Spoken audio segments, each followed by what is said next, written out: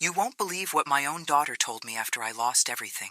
After years of sacrifice, raising her on my own, and giving her everything I had, I stood on her front porch with nowhere else to go, only to be told I ruined her aesthetic. That was the moment everything changed. And if she thought I'd go away quietly, she never really knew the woman who raised her. Subscribe if you believe in second chances, and let me know in the comments where you're watching from. I never imagined I'd end up on my daughter's doorstep with a suitcase in one hand and ashes in the other. The smoke still clung to my clothes, stubborn as regret. My home had burned to the ground the night before. Every photo, every memory, every part of my life reduced to soot and silence. And in the wake of that silence, I found myself standing in front of the woman I gave everything to, hoping, praying, needing something I hadn't asked for in decades. Her house was spotless, one of those new builds. Stone facade, tall black door, potted plants arranged just so. It looked like a catalog cover. The porch light bathed her in a golden halo as she opened the door, wearing a white cardigan over a silk blouse, not a hair out of place. She didn't ask why I was there, didn't look at the suitcase or the soot on my coat. She didn't even flinch. She just looked me over like I was a mismatched cushion on her beige couch, and then she said it. "You can't stay here, Mom. You ruin the aesthetic." I don't remember what I said after that. I think I nodded. Maybe I mumbled something. But I do remember the way the door closed. Soft, final, like the punctuation at the end of a long, cruel sentence. That sound stuck with me all night. I ended up at the Oakview Inn off I. $28 a night. Smelled like wet carpet and mildew, but it had a bed and a lamp and a mirror too cracked to reflect me properly. Maybe that was a mercy. I sat on the edge of the bed, staring at the phone in my lap. I wanted to call someone, but I didn't have anyone to call. I raised Emily alone.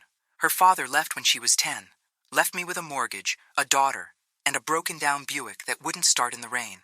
I worked days at the diner and nights sewing for a tailor shop just to make rent. I never remarried, never had the time, never wanted to bring another man into my daughter's life unless I was sure he'd stay, and none ever did. Emily got straight A's, went to college on a scholarship. She became a nutritionist, married a plastic surgeon, and moved to Charleston. I watched her climb the ladder of perfection. New car, new house, new friends. I was proud. But with every step she took toward her new life, it felt like she was stepping further away from me. Still, I never imagined she'd lock me out when I had nowhere else to go. At the motel, I cried quietly, so no one in the next room would hear. I'm not a crier. Not even when I lost my job Not even when I buried my sister without a single family member beside me. But that night, I cried until my throat ached, because for the first time, I realized something terrible.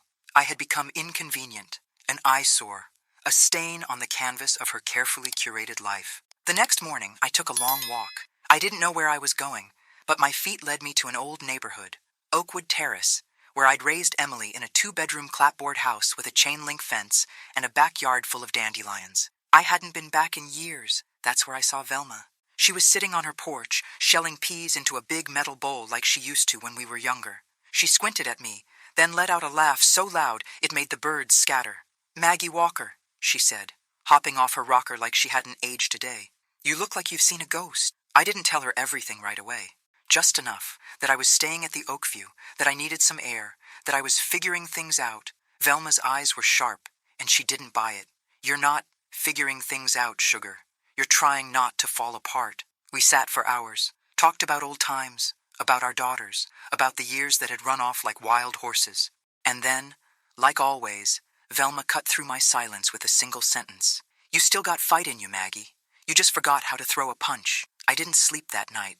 I lay in that motel bed and thought about everything I'd done for Emily, the years I gave up for her, the way I'd put her first every single day of her life. And now I wasn't even good enough to sit on her damn couch. At a.m., I got up and opened the little black notebook I kept in my purse, the one where I wrote every penny I'd ever saved, the one with all the numbers I never told anyone about. Stocks, old CDs, sewing money, I added it all up. I had just enough. Not enough for revenge, but enough for something better. 2 weeks later, I found the house. Big white columns, wrap-around porch, views of the marsh. It was listed as a Southern belle's dream. Emily had once circled a picture of a similar house in a magazine when she was, and said, "One day, I'm going to live there." I bought it in cash. And then I took a picture of it. fresh white paint, manicured lawn, a red for sale sign in front. I texted it to her with no caption, just the image. It took less than 5 minutes for her to call. "Mom?" Her voice was tight. "Why did you send me a picture of that house?" "Because I bought it," I said. She was silent. "It's yours," I added. "Or it could be. But I'm thinking of selling it." Her voice trembled. Why would you do that?" "Because, sweetheart," I said, as calm as I'd ever been in my life, "it fits your aesthetic." I hung up before she could answer, and for the first time in years, I smiled. But what I didn't know then, what I couldn't know, is that this wasn't just about a house. This was the beginning of something much bigger, something that would break us and maybe put us back together, eventually. But first, there were secrets to be unearthed, and I was about to discover that Emily wasn't the only one who'd been hiding things all these years. She didn't call again that night. I half expected her to. Maybe to scream, maybe to cry, maybe to tell me I was being dramatic. But silence settled in like fog around a cemetery, thick, cold, and full of the things people don't say.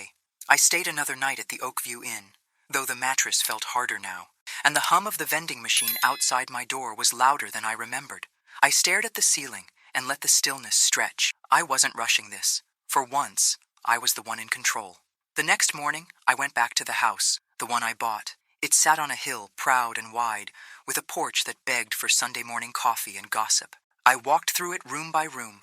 The hardwood floors creaked under my steps like they were remembering their past. The air smelled of lemon polish and something older, deeper, like history waiting to be rewritten. The dining room had a crystal chandelier that caught the morning light and fractured it into tiny rainbows on the walls. I imagined Emily sitting at the head of the table, wine in hand, trying to impress her guests. I wondered if she'd ever see it as more than a photo on her phone. And then she showed up. I was in the sunroom, sipping cold coffee from a paper cup, when I heard the tires crunch on the gravel driveway. I didn't move, just waited. After a minute or two, I heard the front door open. She'd used the key I sent in the mail 2 days ago, wrapped in a velvet pouch. "Mama?" Her voice was soft, unsure. I stayed silent. She found me eventually, her heels clicking across the wooden floor like gunshots. She looked like she hadn't slept. Eyes puffy, hair slightly frizzed at the edges, not her usual polished self. "You really bought this?" she asked, eyes darting around the room like it might vanish if she blinked too hard. I nodded. "Why?" I leaned back in the wicker chair. "Because you said I ruined your aesthetic. I figured I'd find one that suited you better." Her face crumpled for a moment, just a flicker. Then the wall went back up. She straightened her shoulders. "This isn't funny, Mom." "I'm not laughing. You sent me a picture of a house you knew I'd love, and then put a for sale sign on it? I thought you liked signs." She blinked. "Is this revenge?" "No," I said. "It's a mirror." We sat in silence for a long time. Finally, she whispered, "You don't understand how things are now. My world, it's curated, structured. Everything has a place, a look, a standard. And I don't fit in that?" She swallowed. "You're unpredictable. You say things. You don't think about how it sounds, and you don't try to blend in." I stared at her. "I didn't raise you to blend in. I raised you to stand tall." She looked away. "Is that why you've been rewriting things?" I asked, voice low. Her head snapped back toward me. "What are you talking about? You told people your father left and never looked back. But that's not the truth, is it?" Her mouth parted slightly, but no words came. I stood up, walked over to a drawer I'd filled earlier with the contents of a dusty box from my old house. I pulled out an envelope, worn, bent at the corners, and handed it to her. She hesitated, then took it. Her fingers trembled as she unfolded the letter. It was from her father, dated 8 years after he left. He'd tried to come back, begged for forgiveness, said he'd found God, found purpose, found the strength to be a better man. Said he'd visited twice but wasn't allowed through the door. Her lips moved as she read. Then her knees gave out, and she sank onto the couch. I told him to leave," she whispered, more to herself than to me. "He called. I answered. He said he wanted to see us. I told him we didn't need him. I was 16. I thought I was protecting you." I sat beside her, heart pounding. I was angry. "You worked so hard. He left you with everything. I wanted to punish him. And so you erased him." Tears filled her eyes. "I never told you. I didn't think you'd forgive me." I reached for her hand. She flinched at first, but then let me hold it. "There's more than one way to ruin a home, Emily," I said quietly. "Sometimes it's not fire. Sometimes it's silence." We sat there for a long time, the weight of years pressing down on both of us. I don't deserve this house, she said finally. That's not for me to decide. Her eyes found mine. What if I wanted to earn it? I didn't answer. Just looked out the window at the garden overgrown with wildflowers, life pushing through the cracks. Then we'd have to start again, I said. And it won't be easy. I don't want easy, she said, voice breaking. I want you back. A part of me softened. But another part, the part that remembered the cold porch light and her perfect cardigan, held firm. Then don't say it, I whispered. Show it. She nodded. And just like that, the first brick of the wall between us cracked. But as I would soon learn, the house wasn't the only thing full of secrets. There was one more envelope in that box, and it would change everything. It was a yellowed envelope, sealed with brittle tape and buried at the very bottom of the box. I hadn't noticed it until the day after Emily left the house in tears, promising to try. Funny how a single piece of paper can wait patiently for decades, never moving, never aging, until the exact moment it's meant to break you wide open. I stared at it for a while, sitting at the small breakfast nook, where the morning sun hit just right. Outside, the wind tugged gently at the for sale sign I hadn't bothered to take down yet. Maybe part of me wanted it to stay there a little longer, like a challenge, like a dare. When I finally opened the envelope, the handwriting nearly stopped my heart. It was his, Daniel's. I hadn't seen his handwriting in over 30 years, but I'd know it anywhere. Sharp, slanted, hurried, like he was always halfway out the door, even when he was sitting still. I could hear his voice in the scratch of every letter. The letter was dated just 4 years ago. 4. Not decades. Not ancient history. Not some dusty relic from the time when cassette tapes were still a thing. This was recent. Maggie, if this finds you, it means I finally found the nerve to try again. I don't have the right to ask you for anything, but I've spent the last 10 years trying to make peace with the man I used to be. I was a coward. I let my fear and my failure eat me alive. But I want you to know, leaving you was the worst mistake of my life. I tried to come back. Twice. Emily wouldn't let me through the door. She said you were better off, that you'd moved on, that I'd only bring pain. I stopped reading. My hands trembled. My eyes blurred. I could still see her. 16, sharp-tongued, brittle with pride. She'd always been protective, even as a child, fiercely loyal to me and furious with the world for making her grow up too soon. But this? She'd kept this from me. For years. I pressed the letter to my chest and rocked slightly in the chair. There was a pain in me I couldn't name. Not betrayal, exactly. More like grief given a second life. When I finished the letter, I learned that Daniel had remarried once. Briefly. No children. His wife had died of cancer, and afterward he'd moved to Tennessee, lived simply, worked at a used bookstore, wrote letters he never sent. The last line undid me. If I don't get to see you again in this life, know that I never stopped loving you, and I never stopped hoping for one more chance. I had to find him. I didn't know why. Not exactly. Closure, maybe. Or the need to look him in the eye and decide, once and for all, if there was anything left between us. Velma was the first to notice something had shifted. You've got that old fire in your eyes again, she said, leaning over the fence between her porch and mine, a cigarette dangling from her fingers. You going somewhere? Tennessee, I said, folding laundry on the porch. Maybe for a few days, maybe longer. She raised an eyebrow. That where the bones are buried?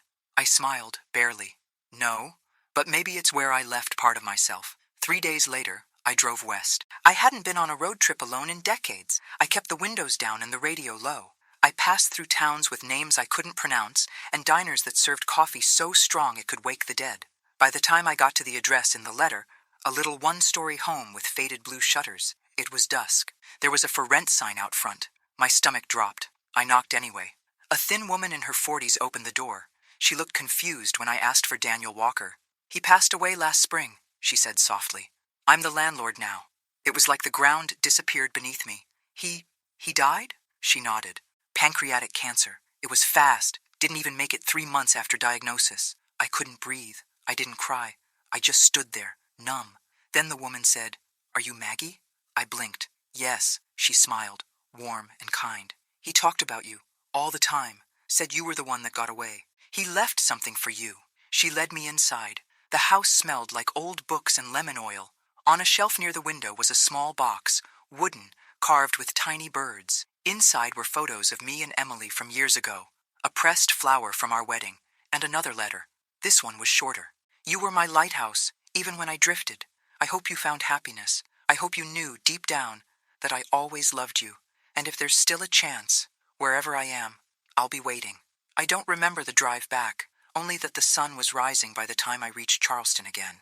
I pulled into the driveway of the house and sat for a long time. Emily's car was already there. She was sitting on the porch steps, knees pulled to her chest, makeup streaked down her face. When I got out, she stood but didn't speak. I walked up slowly, the letter from Daniel still in my coat pocket. I didn't hand it to her. Not yet. I know, she said, before I could open my mouth. I know about the letter. I know you know. I nodded. Why, Emily? I thought I was protecting you, she whispered. I thought he didn't deserve you. I was wrong. I know that now. I searched her face, really looked, and for the first time in years, I saw the little girl who used to curl up beside me when the power went out, the one who believed I could fix anything. I forgave him, I said. She choked out a sob. Can you forgive me? I didn't answer. Not yet, because forgiveness, real forgiveness, isn't a lightning bolt. It's a slow rain. It takes time. And I needed her to feel it, earn it, carry it like I carried her. The truth was out now, but the story was far from over, because redemption isn't given. It's built. And I had an idea of how we could start. It started with paint. Not expensive wallpaper, not marble countertops, just paint. White, soft yellow, lavender in the bedrooms. Warm, welcoming colors. Emily rolled the first coat on the living room wall herself, hair tied up in a knot, sleeves rolled back. Her designer nails were chipped by the end of the first day, and she didn't even notice. She was trying. I could feel it in the way she moved around the house, not as its new owner, but as someone relearning what it meant to belong somewhere. The mansion, once a symbol of perfection and pretense, began to breathe like a living thing. The curtains came down. The gleaming Art Deco chandeliers were swapped for soft Edison bulbs. She even let Velma choose the kitchen tile. Lord help her. We worked side by side. Me, Velma, a few old friends from the neighborhood who hadn't seen Emily since she wore braces. They all came back, not for her name, but for what the house was becoming. Not a home, a haven. We named it Rose Harbor, a transitional residence for older women cast aside by family, abandoned by partners, or simply left behind by the world. Women like me, like Velma, like so many who had nowhere to go when life decided they were no longer useful. It was Emily's idea. I want to fix what I broke, she told me one night, as we painted the porch swing a deep teal. Not just between us. I want to be someone who makes space for women like you, women like us. I didn't say much. I just kept painting. But something in me softened. A knot inside my chest slowly came undone. 3 months later, the house opened its doors. We held a gathering on the front lawn. Nothing fancy. Plastic chairs, lemonade, peach cobbler, a band made up of high school kids from down the street. I wore the same navy dress I'd worn to Emily's graduation. It still fit. Emily stood on the porch and addressed the crowd. My mother built me a life when she had nothing, she said, voice shaking. I turned my back on her when all she asked for was a place to sleep. I was cruel. I was selfish. And she didn't repay me with anger. She repaid me with a gift I didn't deserve. But today, I'm asking for something better than forgiveness. I'm asking for a second chance. The crowd was silent. Then a few people clapped. Then more. Then everyone. I cried quietly in my chair, dabbing at my eyes with a napkin that smelled like barbecue sauce. Later that evening, after everyone had gone, I sat on the porch steps and watched the stars blink into the sky. Emily brought me a glass of iced tea, sat beside me, and leaned her head on my shoulder like she used to when she was little. You were right, she whispered. A house doesn't make a home. I reached into my pocket. I pulled out the deed, folded, worn, signed over to her name months ago. I already gave this to you, I said, but I want you to really understand what that means. She stared at it. You get the house, I said, but Rose Harbor stays. The women stay. The mission stays. She nodded, tears slipping silently down her cheeks. I won't let you down again. I squeezed her hand. Then we'll be fine. A week later, a letter arrived. No return address. Inside was a photograph. Me and Daniel from a summer picnic when Emily was 3. We were smiling at each other like no one else existed. On the back, in that same slanted handwriting, were 6 words. You made it home. I knew. I don't know who sent it. Maybe one of his bookstore co-workers. Maybe God. Maybe just the wind carrying things where they're meant to go. All I know is that the house is never quiet now. There's laughter in the halls, stories being told in rocking chairs on the porch, women dancing in the kitchen at midnight. There are scars here, yes, but also healing, also grace. Emily still gets frustrated sometimes. She hasn't lost that sharpness, but she laughs more now, holds me tighter when she hugs me, and when she introduces me to new residents, she says, "This is my mother, Margaret. She's the reason all of this exists," and I smile. Because I am. I was never a perfect mother, but I was her mother, and in the end, that was enough to build something that mattered, something beautiful, something that didn't just fit an aesthetic, something that saved us both. It had been exactly 6 days since Emily's confession on the porch. 6 days since she said the words I'd waited 30 years to hear. "I want you back." But what she didn't know, what no one knew, was that I wasn't ready to be back just yet. You see, healing isn't just about putting the broken pieces together. Sometimes it's about staring at the shattered mess long enough to understand why it broke in the first place. And for me, that meant going back to the beginning. I hadn't visited Oakwood Terrace in nearly a decade, but on that 7th morning, I found myself driving down its cracked streets, past the overgrown lots and rusted mailboxes. That neighborhood raised me as much as I raised Emily, and buried beneath its peeling paint and forgotten porches were answers I didn't know I still needed. The house I'd raised Emily in was still standing. Barely. The paint had long since flaked off. The fence leaned like it was tired of standing. But the tree in the front yard, the one she used to climb every summer, was taller, stronger, blooming with white blossoms that looked like little bursts of hope. I stepped out of the car and just stood there. And that's when I saw her, Mrs. Loretta Mason. She'd lived across the street when I was still packing lunchboxes and patching jeans. She had to be in her 80s now, but she looked just as elegant as ever, sitting on her porch with a wide-brimmed hat and a mug of tea, like time hadn't dared to touch her. "Maggie Walker," she called out. "Is that you?" I laughed through the lump in my throat and walked across the street. We talked for hours, about the old days, about how the neighborhood had changed, about how we had changed. And then, out of nowhere, she said something that froze me in my chair. "I always wondered what really happened between you and Daniel." I stared at her. "What do you mean?" She sipped her tea, slow, deliberate. "I saw him. A few years after he left, he came by the house asking if I knew where you'd moved, said he was trying to find his girls." My heart pounded. "You never told me." She looked down, guilty. "I didn't want to stir up pain, but now that I see you again, I think maybe that was wrong.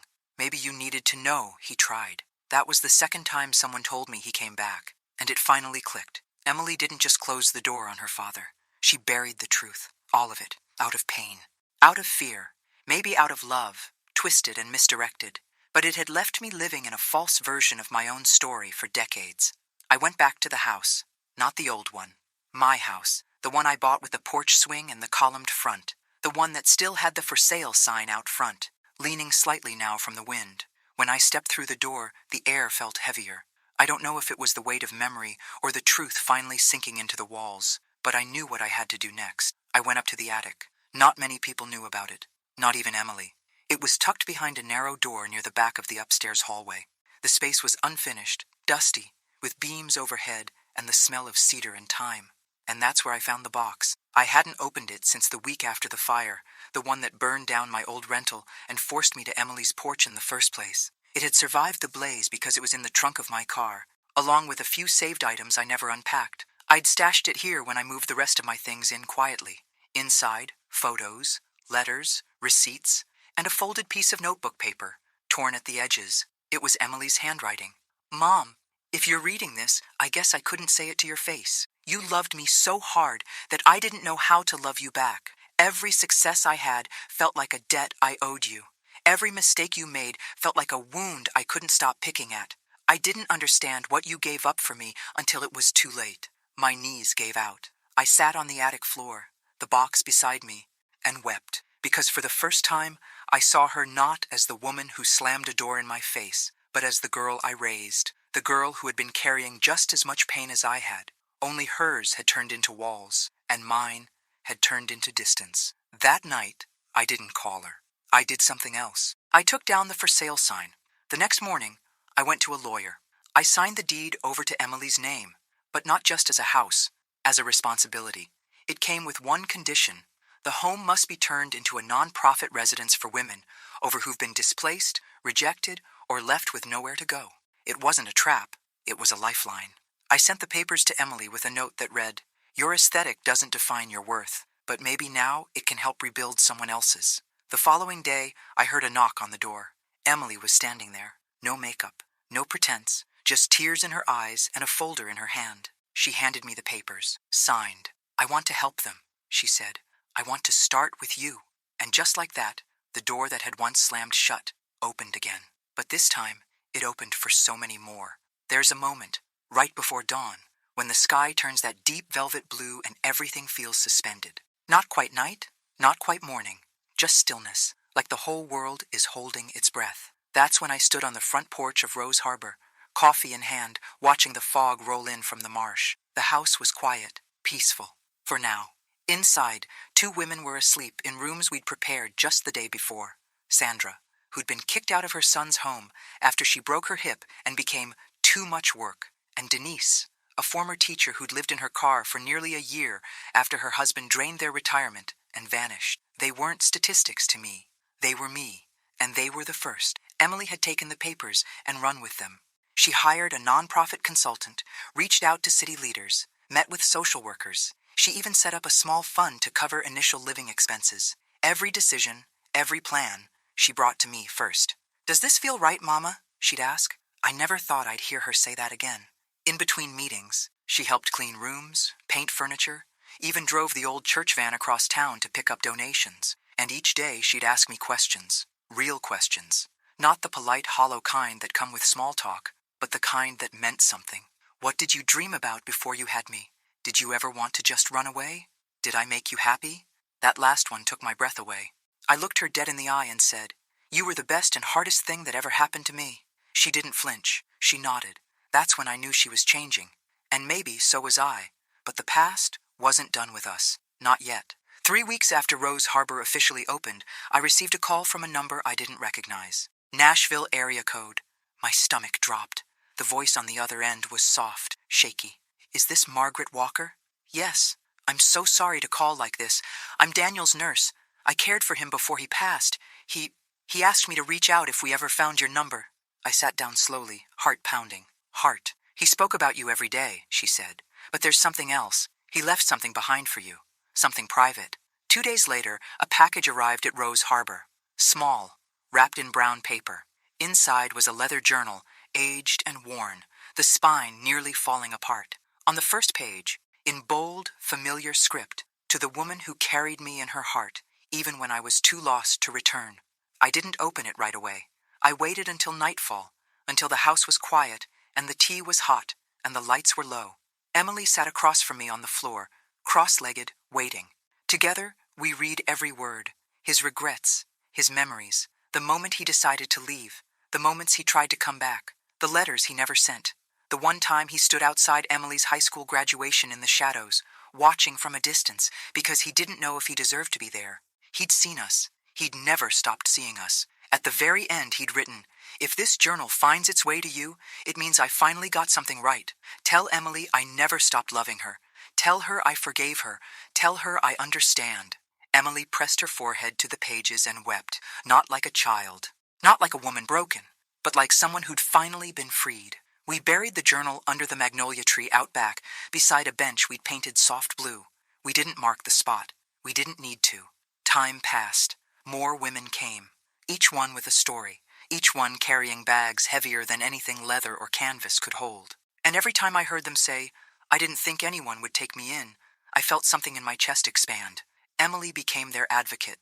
I became their storyteller, and together, we became something neither of us had ever truly known, whole. One night, as we sat on the porch swing, her feet tucked under a blanket, my hand resting on hers, she asked, "Do you think he knows what we've built?" I looked out at the house, glowing from within. Laughter floated down from an open window. Someone was playing soft jazz in the parlor. "I think he does," I said, and I meant it, because sometimes redemption isn't loud. It doesn't arrive in a parade or thunderclap. Sometimes, it looks like a woman walking through the front door with shaking hands and tired eyes, and finding a bed with fresh sheets and a handwritten note on the pillow that says, "You are home." We saved each other, my daughter and I, not by forgetting what happened, but by choosing to rise from it. And I've learned this much. The most beautiful things don't match anyone's aesthetic. They just feel like they belong, like love, like truth, like coming home after the longest journey of your life. 3 months after Rose Harbor opened its doors, word had spread far beyond Charleston. Local news stations ran a feature calling it a Southern sanctuary for the forgotten. Donations began to pour in. Furniture, Books, fresh linens. One man dropped off 5 brand new mattresses with tears in his eyes, whispering, "My mama died alone. I wish she'd had this." But no one knew what really made Rose Harbor sacred. It wasn't the porch swing, or the new garden beds, or the hand-sewn curtains Emily insisted on making herself. It was the women. Women who'd been told they were too loud, too needy, too complicated. Women who'd been left behind by their children, their husbands, or time itself. Every single one carried stories like suitcases bursting at the seams. One of them was Ruth, 82, former jazz singer, 2 strokes. No family left except a nephew who hadn't called in years. She showed up at our gate in a wheelchair with a single bag and a bottle of cheap perfume tucked in the side pocket. "I heard you take women like me," she said. "I don't have much, but I can still hum a tune." We took her in that night. Ruth became our heartbeat. She sang at breakfast, told wild stories about smoky nightclubs and love affairs with saxophone players. The other women gathered around her like moths to flame. She reminded me of something I'd forgotten. Joy isn't just survival. It's singing anyway. Emily adored her. She sat with Ruth every Thursday night, brushing her hair, listening to the same stories again and again, never interrupting, never rushing. I watched them from the hallway, and sometimes, just sometimes, I saw the daughter I'd always hoped she'd become. But not every moment was easy. One night, Ruth collapsed in the hallway. Her breathing was shallow. Her eyes rolled back. Emily froze. I didn't. I knelt beside her, called, held her hand until the ambulance came. As they wheeled her out, she looked at me with glassy eyes and whispered, "Don't let me go in silence." I didn't sleep that night. Neither did Emily. We sat in the kitchen, just like we used to when she was a child with nightmares, both of us gripping steaming mugs we didn't drink from. "She's dying," Emily said, voice hollow. "She's living," I corrected, "right now. And until her last breath, we treat her like she matters." Emily stared at me, eyes wide and wounded. "I was so scared," she said. "She looked like you." And that's when I realized this wasn't just about Ruth, or the house, or even Daniel. This was about the fear my daughter had carried for decades, the fear that one day I'd vanish, and she'd be left with nothing but guilt and regret. That fear had made her cruel, but now it was making her brave. Ruth made it through the night, and the next. She came home 5 days later with an oxygen tank and a playlist of Ella Fitzgerald songs we played every afternoon. She was weaker, quieter, but she was still Ruth. On her final morning, she asked for one thing: "Let me go out singing." We dressed her in a blue velvet robe, sat her on the porch swing with a blanket around her legs. The sun was just beginning to rise when she opened her mouth and sang the first few lines of Misty, her voice soft, trembling, but still hers. By the last note, she was gone. Emily held her hand the entire time. We buried her ashes in the garden, beneath the rose bush we'd planted in her honor. The women each placed a flower on the soil. Emily read a poem she'd written by hand, and I wept openly. Not just for Ruth, but for all of us who had ever been told we were too much, or not enough. That night, Emily crawled into my bed like she did when she was 5. No words, just tears and silence, and that deep, aching kind of love that has nowhere else to go. I held her until she fell asleep. The next morning, I found her in the sunroom, coffee in hand, staring out the window. "I want to write about this place," she said. "The stories, the women, everything." I smiled. "Then start with your own." She turned to me. "You think anyone would want to hear it?" I leaned in, kissed her forehead. "Emily Walker," I said, "your story is the one that built this house." And I meant it, because in the end, it wasn't vengeance that made me whole. It wasn't the house. It wasn't the letter. It was her, choosing to become a woman who didn't just apologize, but changed. And through that change, she gave me something no one else ever had. Not just a second chance, but the life I should have had all along. A week after Ruth's funeral, I found myself sitting alone in the sunroom, sorting through the last of the donation boxes. There were crocheted blankets, a stack of gently used robes, and a handwritten note from a church group in Savannah. Every stitch made with love. I held one of the blankets to my chest. It smelled like lavender and memory. It had been 4 months since I'd bought the house. 4 months since Emily had told me I ruined her aesthetic. 4 months since everything in my life turned upside down, and somehow, through all the heartache, found a way to settle exactly where it needed to. But peace is funny. It shows up not with fireworks or fanfare, but in the quiet moments, the ones where you least expect it, like when Velma barged in, waving a newspaper in the air. "Guess who's front page news again, sugar?" She slapped the Charleston Gazette onto the table. There we were. Me. Emily, A group of women from Rose Harbor, arms around each other in front of the porch, all of us grinning like fools. From rejection to redemption.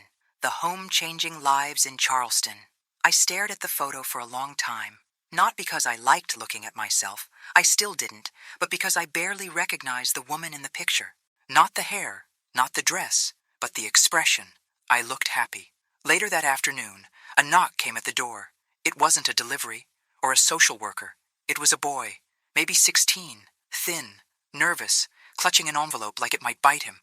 "You Margaret?" he asked. I nodded. He handed me the envelope, then turned and ran down the steps before I could ask a single question. Inside was a letter, not typed, written in pen. Careful script. "Mrs. Walker, you don't know me, but I knew your husband. Daniel worked with my mother at the bookstore. He used to talk about you, a lot, said you were the strongest woman he ever met. He gave me this letter months before he passed, told me to deliver it when the time felt right. I didn't understand what he meant until I saw the news article about Rose Harbor. Now I know. I hope this gives you peace." I sat down slowly. My fingers trembled as I unfolded the paper. Daniel's handwriting was messier this time. Weaker, but it was his. "Maggie, if you're reading this, it means someone braver than me brought it to you. I wish I could have sat beside you, held your hand and said these words out loud. But life rarely gives us the endings we want, only the ones we make. I know what I did. I know what I left behind. And I know I didn't deserve your forgiveness, but you loved me anyway. I see that now, in this house, in what you're building. You turned rejection into refuge, pain into purpose. You turned our unfinished story into something beautiful. I'm sorry I couldn't stay, but maybe, in some strange way, you've brought us all home. Always yours, D." I pressed the letter to my chest and cried. Not the kind of tears that break you, the kind that release you. That night I called Emily outside. The moon was high. The air smelled like gardenia. I handed her the letter. She read it in silence, one hand covering her mouth. When she finished, she leaned her head against my shoulder, just like she had as a little girl. "I wish I'd known him better," she whispered. "You still can," I said. "Through this, through us." We sat there until the stars faded into morning, and that's when I knew we'd made it through. Not by erasing what hurt, not by pretending it hadn't happened, but by carrying it, with grace, with grit, and with the unshakable belief that it's never too late to make something good out of what's been broken. Rose Harbor still stands. Women still arrive, bags in hand, eyes wide with fear and hope. And every time, I greet them at the door with a smile and say, "Welcome home," because I've learned the truth. Redemption doesn't knock. Sometimes you have to build the house yourself and leave the door open. It was a Wednesday when the last box was unpacked in the library, a room we never thought we'd fill, now overflowing with donated books, mismatched reading chairs, a grandfather clock that ticked a little offbeat, and sunlight that poured through the windows like grace itself. I ran my fingers along the spines. Romance novels, self-help, old cookbooks, a first edition of To Kill a Mockingbird with someone's name scribbled inside. Gloria. I smiled, thinking how stories survive us. Emily came in behind me, holding a steaming mug of chamomile tea and a folder under her arm. Her face was flushed, glowing in a way that had nothing to do with makeup and everything to do with meaning. She handed me the folder. Inside were the final approval documents from the state. Rose Harbor, Inc., Certified Transitional Living Nonprofit. "It's official now," she said, biting her lip to keep it together. "We're real." I took the papers in hand and nodded slowly. "You were always real," I whispered. "You just had to remember." We spent the afternoon hanging photos in the hallway, portraits of the women who'd stayed with us, each framed with their names etched below, not just to honor them, to see them as people, as stories, as proof that second chances can grow roots. Velma joined us with a tray of lemon bars and sass. "Y'all gonna cry every time someone hangs a picture?" she teased. "Probably," I said, grinning. "Good," she nodded. "Means you haven't turned into stone statues just yet." Later that evening, I stood in front of the mirror in my bedroom, not fixing my hair, not adjusting my clothes, just looking, really looking. And for the first time in decades, I didn't see a woman who had been left, rejected, or forgotten. I saw someone whole. That's when I remembered something from long ago. A list I'd written in the back of my old journal. A list titled, "When I Have a Home Again." I dug through the drawers until I found it. The paper was brittle, the ink faded, but the words were still there. A porch swing that creaks, a kitchen full of noise, laughter in the halls, music at night, peace in my bones, a daughter who sees me. I'd checked every box. I folded the list carefully, pressed it between two books on the shelf, and walked back into the hallway. That's when I saw her, Emily, standing by the front door, hands tucked in the pockets of her sweater, watching the evening settle in through the glass. When she turned around, there were tears in her eyes, again, but this time they were soft, grateful. She reached for my hand, held it like it was something sacred. "I found something today," she said quietly.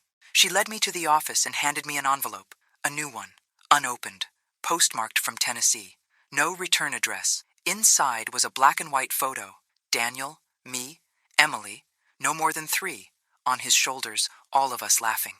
On the back, scribbled in blocky handwriting, "She turned out just fine." No signature. No explanation. Just one final whisper from the universe. And I smiled. Not because it made sense, but because it didn't have to.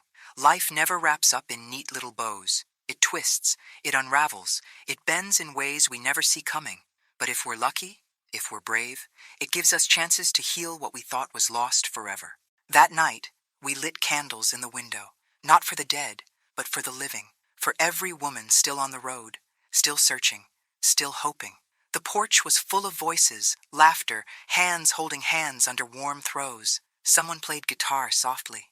The scent of cornbread and cinnamon drifted through the air. And I thought, this is the ending I never knew I wanted, but it's the one I earned. Not through perfection, through resilience, through truth, through love that refused to give up, even when it was told it didn't belong. Emily looked at me and said, "Mama, you built this." I shook my head. "We built this, and that's how you reclaim your story. Not by erasing the pain, but by filling the silence it left behind with voices that say, you still matter. You are not alone. You are home." The fall air was crisp the morning I found the letter tucked beneath my porch pillow. I almost missed it. I had come out early before sunrise, wrapped in my old flannel robe, ready to sip coffee and listen to the creak of the porch swing like I did every morning now. But when I leaned back, I felt something crinkle underneath me. A plain envelope. No stamp, no name. Just one word on the front. Margaret. I stared at it for a long time. Emily was inside, still asleep. The house was quiet except for the distant hum of birds waking up and the occasional whistle of a car passing down the hill. The rest of the women were asleep too. A calm had settled over Rose Harbor, one of those rare golden mornings where everything feels suspended in grace. I opened the envelope with steady hands. Inside was a single sheet of paper, typed, formal, and then I saw the header, the law office of Franklin and Maynard. At first my heart sank. I thought maybe there was unfinished business from Daniel, or worse, some dispute over the house, the nonprofit, a tangle of legal red tape I hadn't seen coming. But no, it wasn't bad news. It was a gift. The letter explained that Daniel's small estate, mostly made up of a pension, a few royalties from a book project, and a modest life insurance policy, had named me the primary beneficiary. There was more. He had designated a percent, to be transferred directly to Rose Harbor under a special clause, for the continuation of the love that was never lost, only misplaced. I pressed my hand to my mouth and wept right there on the porch swing. The letter clutched to my chest. He hadn't forgotten. He'd prepared. In his own quiet way, Daniel had come home too. Later that day, I told Emily. She didn't say a word, just wrapped her arms around me so tightly I thought my ribs would crack. She whispered, "He never stopped trying to fix it, did he?" "No," I said. "And neither did you." With the inheritance, we expanded Rose Harbor, added 2 more bedrooms, a new communal kitchen, a small writing room overlooking the marsh, Emily's idea. We called it Daniel's room, not because of guilt, because of hope. Word traveled fast. Within weeks, we had interviews lined up. More funding. Even a woman from the New York Times called. Emily handled it all with grace. I watched her on the phone, clipboard in one hand, glasses perched on her nose. My daughter. No longer a woman trapped in pride and perfection. Now she led with purpose. One night, we hosted a candlelight dinner. All the women, staff, friends from town, even Velma put on lipstick. As we sat around the table, passing bowls of mashed potatoes and cornbread, someone asked, "What do you call this place, really? A shelter? A home?" I smiled and looked at Emily, and she answered, "This," she said, "is a beginning." Everyone went quiet, because it was true. Rose Harbor wasn't just a house. It was the start of 100 second chances. Mine, Emily's, Ruth's, Daniel's, and maybe yours too. So if you're reading this, or listening, or sitting in your own silence, wondering if anyone would ever open the door for you again. I want you to know something. You don't need to be perfect. You don't need to be polished. You don't need to match the aesthetic. You just need to keep going, because somewhere out there, a door is waiting to open, and someone is standing on the other side, whispering the words that saved my life. Welcome home. Thanks for listening. Don't forget to subscribe and feel free to share your story in the comments. Your voice matters.